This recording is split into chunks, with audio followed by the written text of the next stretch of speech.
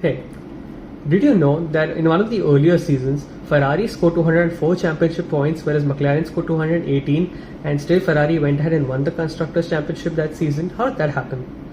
So let's rewind to 2007 championship. This was the debut season of the British sensation Lewis Hamilton as he joined the two-time defending champion Fernando Alonso and McLaren. In the early 2000s, Ferrari was a dream team. It had drivers like Michael Schumacher and Rubens Barrichello. Ross Brawn was the team principal and Nigel Steffani was the head mechanic.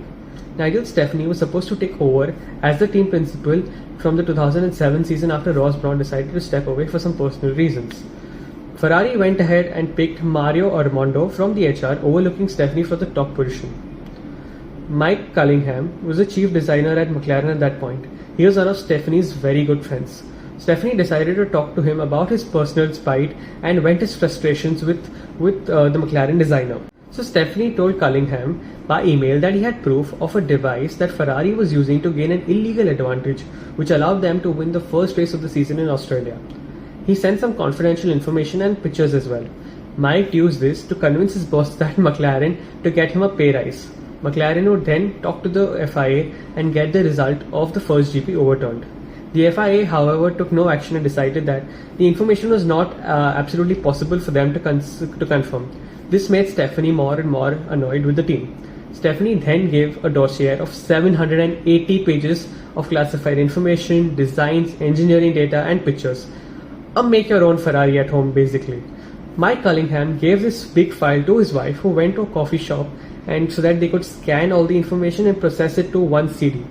Now the coffee shop owner was either a Ferrari fan or he just saw some way to get profit. He saw the Ferrari logos and he contacted Ferrari, and hence the Spygate was revealed. Ferrari knew that something was up. On the track, things also started getting sour between Ron Dennis, who was the McLaren team boss, and Fernando Alonso. Also between Fernando Alonso and Lewis Hamilton as well, because Fernando claimed that the team is British and so was Hamilton, and they were favoriting him. All the key updates and strategy went for the rookie. After McLaren had reported of having proof of Ferrari cheating, the FIA wondered how did they have access to any of the confidential data that Ferrari had. They didn't investigate McLaren any further.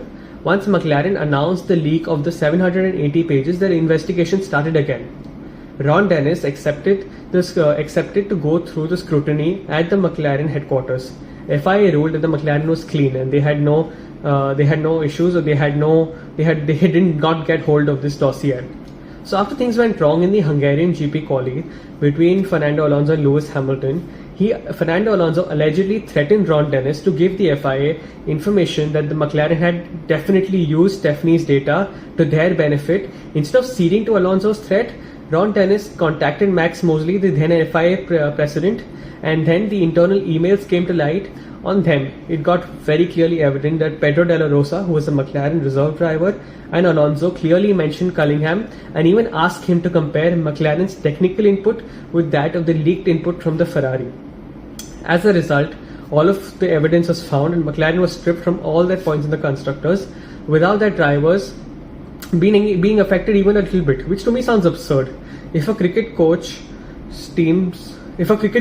bribes the umpires and the team is disqualified, the team players are not champions as well. So how does that happen? To me, it was just an FIA maneuver to keep the last races relevant. Besides that, a staggering fine of 100 million was sent to McLaren. It is still now the highest fine ever issued in motorsports.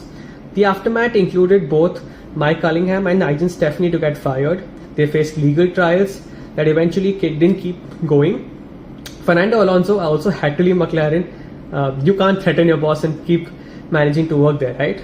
He then had to settle for the next year with an uncompetitive Renault. Kimi won the championship that year by 2 points, and Ferrari won the constructors even though they had scored fewer points than McLaren. That's it from this episode. What do you think? Do you agree with the FIA's decision of just stripping the team from their points and not the drivers, or not disqualifying the drivers? Do you think the FIA was correct? Let us know in the comments below, and like, share and subscribe to the channel. Thank you.